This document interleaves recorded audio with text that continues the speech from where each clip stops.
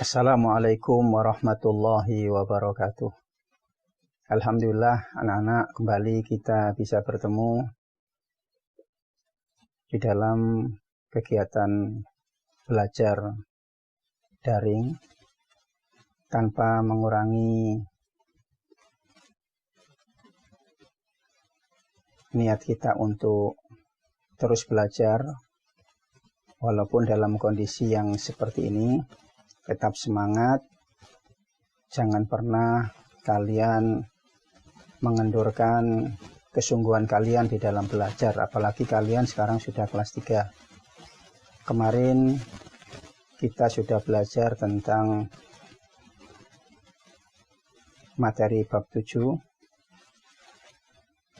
Kita hari ini masih tetap meneruskan materi berikutnya, yaitu tentang ikhtiar dan tawakal.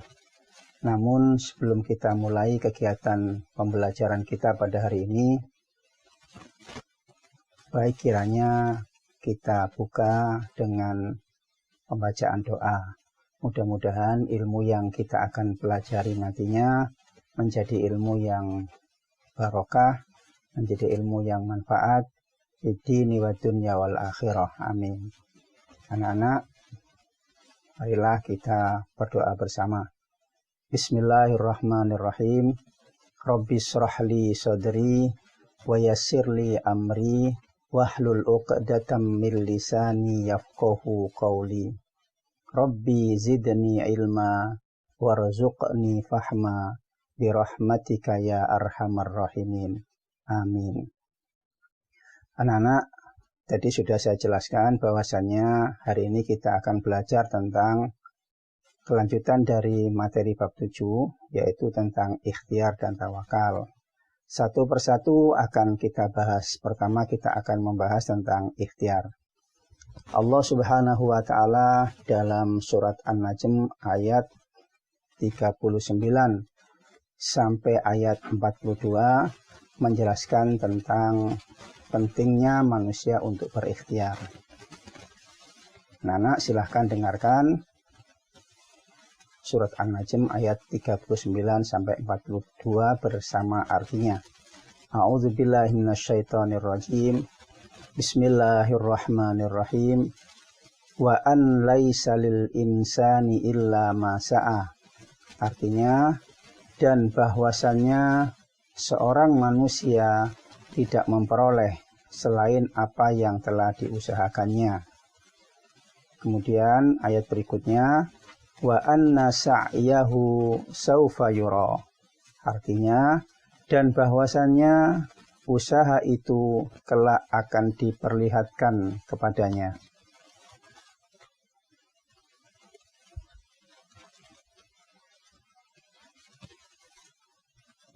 Kemudian ayat selanjutnya, summa yujzahul jaza'al awfa. Artinya, kemudian dari usaha itu akan diberi balasan kepadanya dengan balasan yang paling sempurna. Kemudian ayat berikutnya, wa anna ila rabbikal muntaha. Yang artinya, dan bahwasannya kepada Tuhanmu lah kesudahan segala sesuatu. Shadaqallahul azim. Maha benar Allah yang maha agung. Maha benar Allah dengan segala firman-Nya. Anak-anak, melalui ayat di atas, Allah berjanji akan memberikan balasan sempurna kepada orang yang mau berusaha dengan sungguh-sungguh. Setiap usaha atau ikhtiar untuk memenuhi kebutuhan hidup hendaknya diawali dengan niat karena Allah Subhanahu wa Ta'ala semata. Allah Subhanahu wa Ta'ala akan mengaruniakan pahala berlipat ganda kepada mereka. Pahala tersebut akan menjadi bekal meraih kebahagiaan di akhirat kelak. Amal soleh yang telah mereka lakukan akan dibalas dengan surga. Surga merupakan balasan sempurna dari Allah Subhanahu wa Ta'ala bagi hamba-hambanya yang soleh.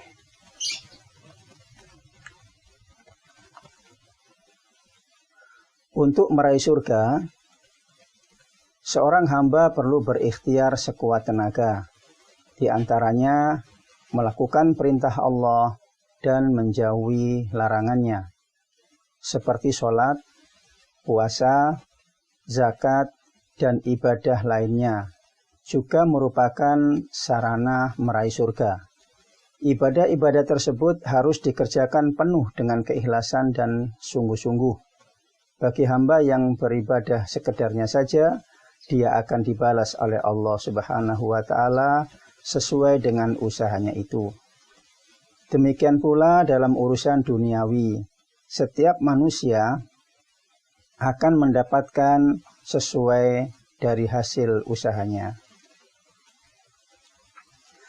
Manusia harus bekerja keras agar hidup berkecukupan. Jika ingin meraih juara, ia harus rajin belajar, berlatih, dan berdoa.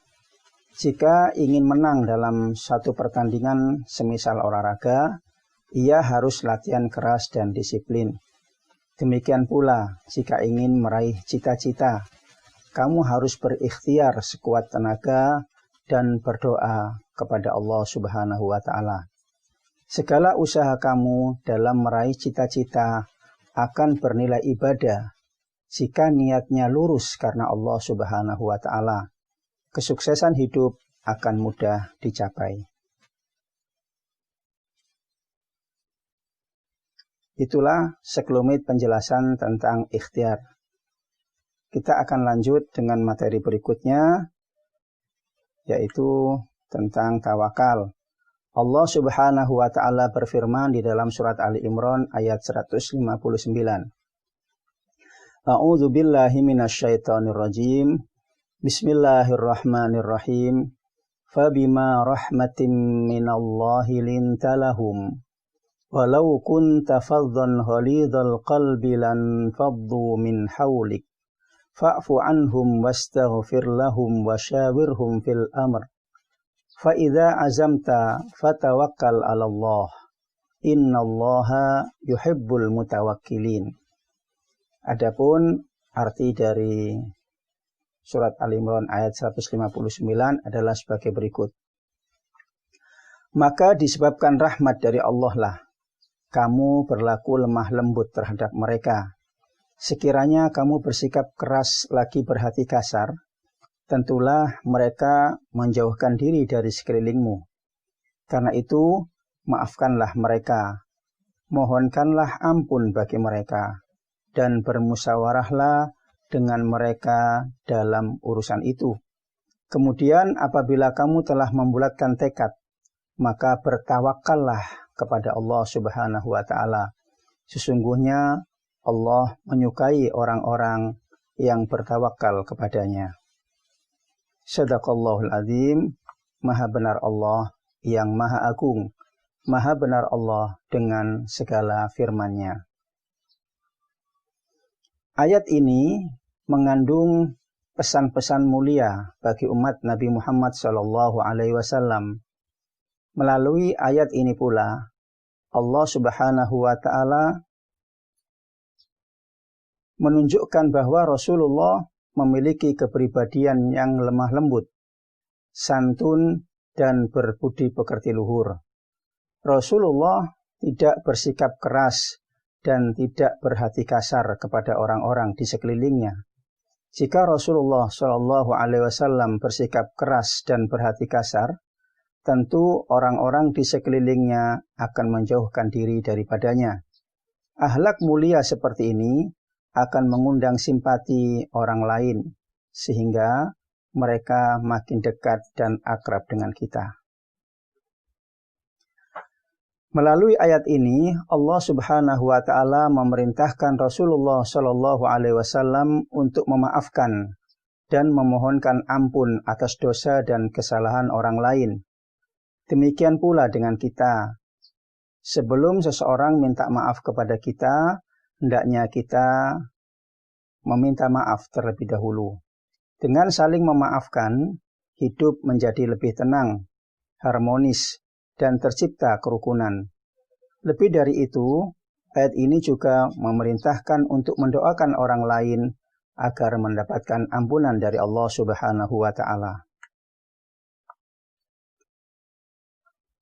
Tawakal artinya adalah menyerahkan hasil usaha kepada Allah Subhanahu wa Ta'ala. Manusia wajib berusaha sekuat tenaga. Setelah itu, pasrahkan hasilnya hanya kepada Allah Subhanahu wa Ta'ala. Mengapa demikian? Karena ketika usaha tidak membuahkan hasil, ia akan menjadi orang yang sabar dan tidak mudah putus asa. Karena ia tahu itu adalah takdir dari Allah Subhanahu wa Ta'ala, dan Allah pasti akan menggantinya dengan yang lebih baik. Ketika usahanya berhasil, ia tidak menjadi orang yang sombong, melainkan menjadi hamba yang bersyukur dan tawaduk atau rendah hati. Karena ia tahu bahwa keberhasilannya semata karena takdir dari Allah Subhanahu wa Ta'ala. Anak-anak, inilah yang bisa saya sampaikan pada kesempatan kali ini. Sekian, semoga bermanfaat. Wassalamualaikum warahmatullahi wabarakatuh.